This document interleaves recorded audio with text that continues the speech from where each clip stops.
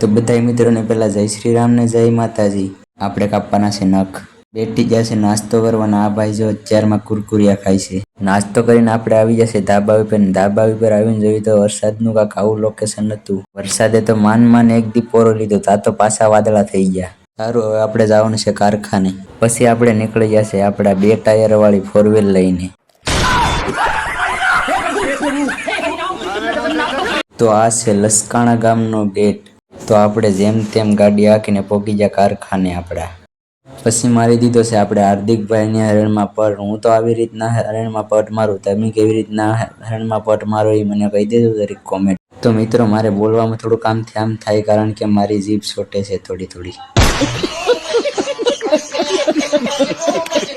મિત્રો જમી લીધું છે ને હવે ઘડીક કરી લઈએ આપણે આરામ। વાગી ગયો તો 1:30 ને પછી લઈ લીધા મથાળા મારવા હીરા।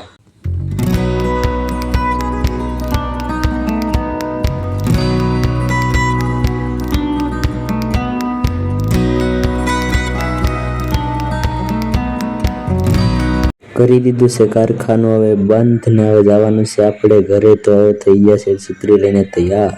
એનું કારણ છે કે છત્રી આપણે રાખવી પડે। આવી જશે બહુ ધોધમાર વરસાદ ને ભરાઈ ગયું છે સુરતમાં બહુ ઝાઝુ બધું પાણી।